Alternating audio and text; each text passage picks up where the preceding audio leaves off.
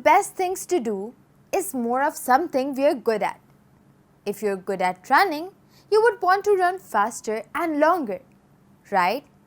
Filled with the passion to set new personal records. As funny as that may sound, you could apply the same thing in maths. Since you are getting so good at applying the real number properties on examples, let's do some more of them. Let's continue with the next example.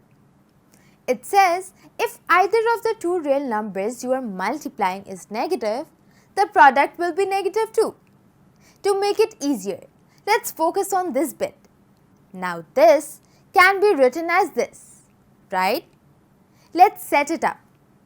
Using the distributive law, we can put b outside the brackets. And we end up with minus a and a, the additive inverses to each other. Hence, their sum comes to 0. Now, with this conclusion, one can tell that minus AB and AB are the additive inverses of each other.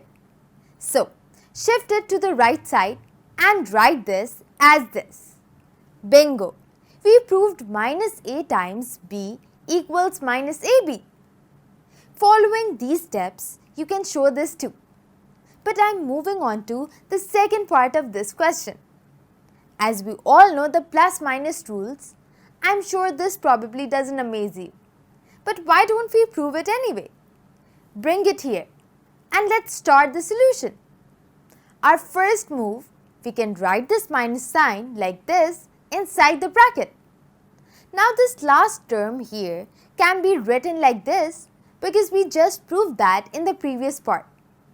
Next, as per the distributive law, we take negative a outside the bracket. Do you see the additive inverses here? We bet you do.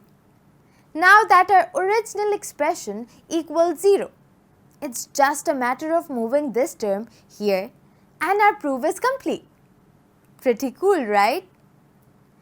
Ready to try another one? Let's go. This is the principle of the equality of fractions.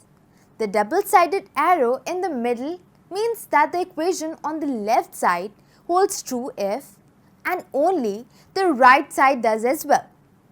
Start by taking the left side and multiply its both sides by b, d. Can I write these a and c like this? Yes, it's the legal multiplicative identity. Now rearrange the equation and use the associative property to bring d and b next to its inverse and resolve what's inside the brackets to 1. That's it. The proof's complete. We started from here and reached all the way to there.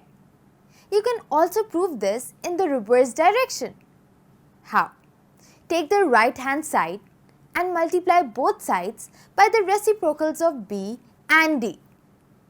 Let's quickly rearrange this such that the inverses come next to each other and cancelled out to become 1, completing our proof yet again.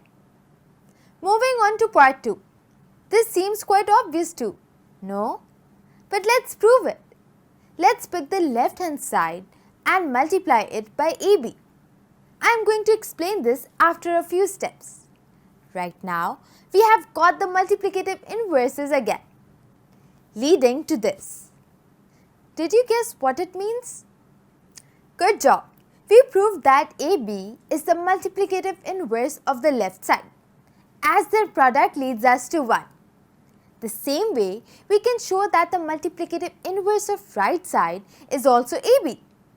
And if both the sides have same inverse, it means that they are equal to one another, completing our proof. You're doing awesome! We have some more examples lined up for you.